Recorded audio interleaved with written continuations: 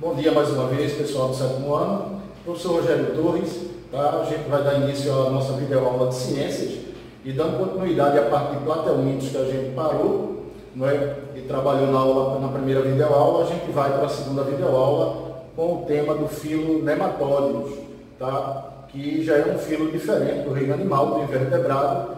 Lembrando que o filo Plateuminto ele era dorso ventralmente achatado, então ele apresentava um aspecto de fita. Já esse filo, ele é cilíndrico, porém, ele não é metamelizado ou formado por anéis, nem tampouco subdividido o corpo dele. Tá? Então a gente tem aqui os nematóides, ou nematódeos, como é chamado, com algumas características dele. Aqui na imagem a gente vai apresentar, no caso das ascaris, que é muito comum, conhecida vulgarmente como lombriga. E aí a primeira característica que a gente tem, de acordo com a foto dá para analisar, são vermes cilíndricos, tá? Então são vermes cilíndricos, entre eles, são vermes que podem ter milímetros ou centímetros, tá? Eu vou encontrar espécies vivendo livremente no meio ambiente e espécies também parasitando determinados animais e inclusive o homem também, tá? A gente vai ver que com isso ele tem um corpo fusiforme, em forma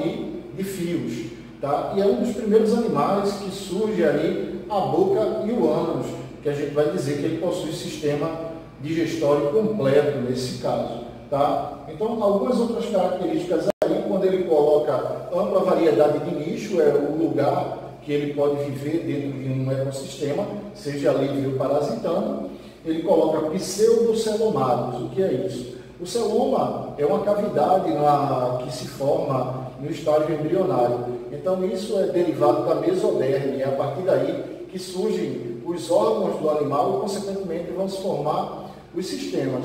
Na verdade, ele tem uma cavidade, mas não é o celoma propriamente dito. Tá? Então, a gente chama de pseudocelomado, esse tipo de animal. A simetria, eles são bilatérios ou bilateral, que significa esse animal cortado ao meio, eu tenho dois segmentos idênticos a ele. Tá? Então imagine a gente cortando ele num eixo aí longitudinal e ele apresentando essas duas características.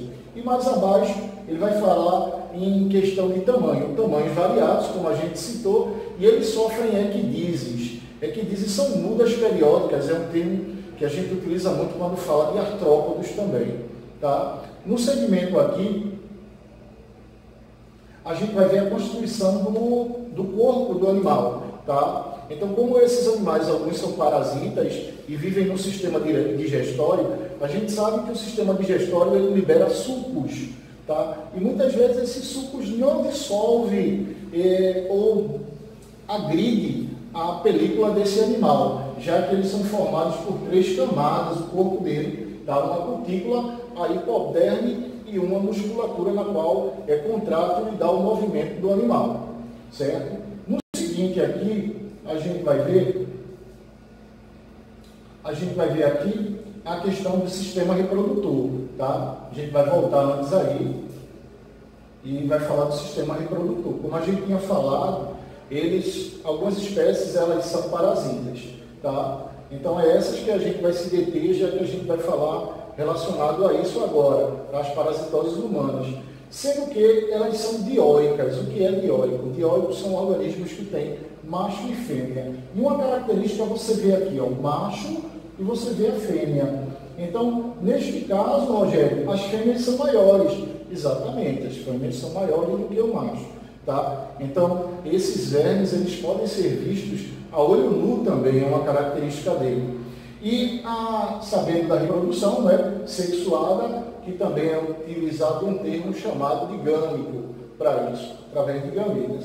E aí, quando a gente faz o exame, né, geralmente, antigamente, a nível de verminose, se fazia os exames de fezes. Então, a patologia, nesse caso, quando ela é analisada, ela observa os ovos do animal. Mas imagine, eu faço o exame de fezes hoje, mas se o animal ele não tiver em período de reprodução, não vai haver postura. Então, meu exame ele não vai indicar que eu estou com uma parasitose nesse caso. Então, por isso que hoje em dia os médicos eles receitam dentro do ano tomar a medicação independente de fazer exame de fezes ou não. Então, quando é feito esse exame e é analisado ao microscópio, o que é visto lá? Tá? vai ser visto a forma em que os ovos se encontram. Note que cada parasita ele tem um ovo de uma maneira, tá certo? Então é dessa maneira. Porém, todos eles têm uma membrana interna lipídica, que é a base de gordura, tá? Membrana quitinosa, essa também é associada à proteína, que vai ajudar, junto com a outra opércula, ela vai ajudar a compor todo o material interno, tá? Onde vai ocorrer o desenvolvimento do verme.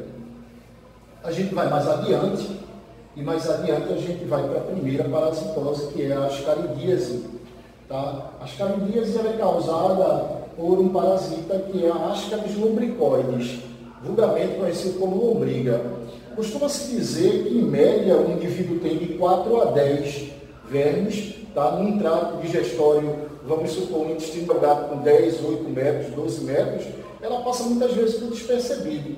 Como o nosso intestino ele é anelado, tem anéis, então eles ficam entre essas dobras, absorvendo ali os nutrientes que passam para o duodeno para serem lançados dentro da circulação.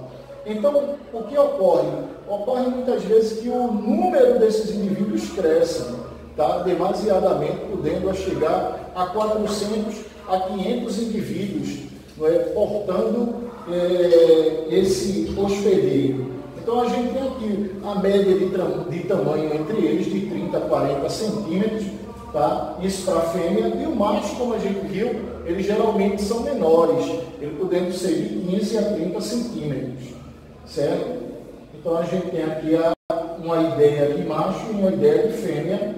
Os machos na extremidade, a outra característica que ele possui, ele tem uma extremidade espiralada. Você nota que ele tem uma curvinha ali na extremidade, enquanto a fêmea não apresenta essa característica. A gente vai para a boca. Geralmente esses animais parasitas, eles vão estar dentro do sistema digestório e aí se faz necessário que ele se fixe às paredes do intestino. Então, Rogério, como é que ele vai se prender? A gente viu que o platelminto, anteriormente, ele tinha ventosas e tinha ganchos, né? É o caso das tênias. Nesse caso aqui, alguns podem ter estruturas semelhantes a dentes, onde eles vão se prender nessa região. A gente costuma dizer que, geralmente, devido à ação desses dentes ou dos ganchos dos parasitas, muitas vezes as fezes saem sanguinolentas. Isso é uma característica quando o indivíduo é portador de parasitose, tá? Fezes com sanguinolentas. Ainda aqui nesse slide, a gente tem uma média dos ovos. Tá? Por dia, uma postura de ovos que chega a 200 mil ovos por dia. Então, imagine um indivíduo portador dessa parasitose, a capacidade que ele tem para se autocontaminar e contaminar outras pessoas. Bom, aqui é o ciclo. Tá? A gente tem uma noção aí do ciclo, como vai ocorrer. Geralmente, esse ciclo ele vai ocorrer por água contaminada, alimentos contaminados, pois uma pessoa jogou suas fezes contaminadas em um determinado terreno ou ambiente sem nenhum tratamento, sem nenhum saneamento básico.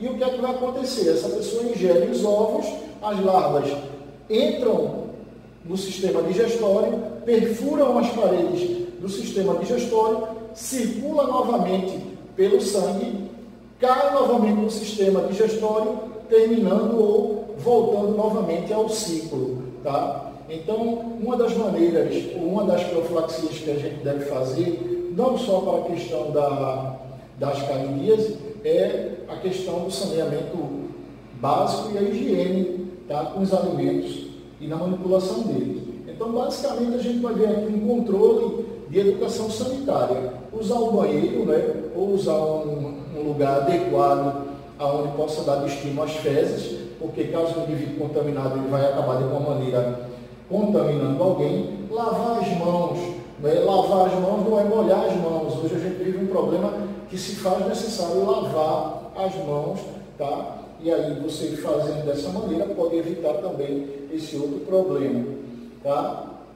Mais adiante a gente tem outro parasita que é o Enterobius vermicularis, certo? Esse é uma verminose mais comum que está associada também à questão de higiene.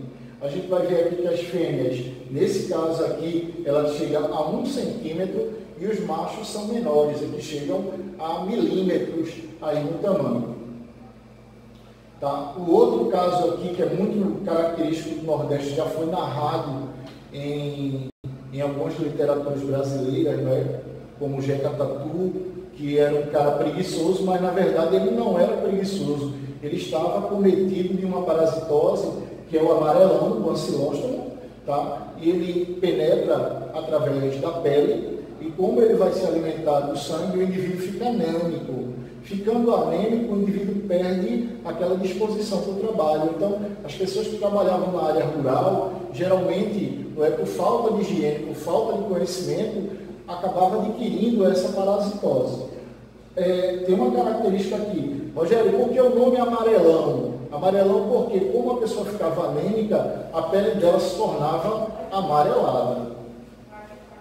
A gente tem aqui outras características relacionadas a ela: anemia, palidez, cansaço, desânimo, fraqueza, tonturas, dores de cabeça, metacefaleias, dores musculares pelo corpo, tá? Podendo ter uma alteração mais crônicas, até ligadas aí à questão de palpitação, falta de ar ou problemas cardiovasculares, podendo ser levado até mesmo ao óbito. Tá? Controle seria ter instalações sanitárias, porque o indivíduo que está contaminado, ao fazer as suas fezes naquele terreno, acabaria contaminando aquela área, e aí andar calçado seria uma medida profilática para isso, tá? Então, evitar estar em terrenos na qual a gente não conheça, né? Que precisa usar o calçado ali.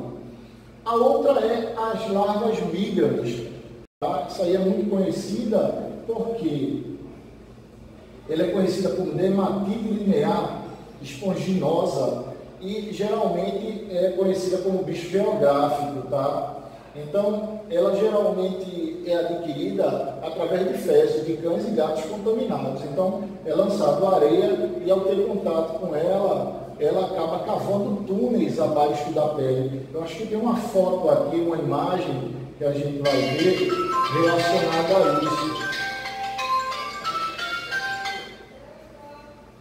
relacionada a isso. Tá? Aqui a gente vai ver o ciclo dela, onde os cães e os gatos colocam, tá? E de alguma maneira ele acaba tendo contato e penetra pela pele. Então nota que ele vai cavar túneis, ó. A gente vai ver umas linhas aqui, tá? Essas larvas, elas são assintomáticas, não vai doer nesse caso, tá? E liberam um prurido com eritrema, que é infecção na pele, certo? Onde pode criar o que eles chamam de pápulas, que são nódulos nessa região, tá? Então, é outra doença que a gente vê que vai estar ligado aí tanto ao cuidado com o animal doméstico, quanto à própria higiene pessoal do indivíduo. Bom, eu vou deixar aqui a página 103 e 108, tá, para vocês fazerem no livro de vocês, página 103 e 108. E eu coloquei no Instagram aqui que eu e o Josival, a gente trabalha dando reforço escolar, e aí é aberto para vocês de tirar alguma dúvida, tá? Precisando, entre em contato, deixa lá um áudio, a gente retorna isso aí para facilitar a troca, né?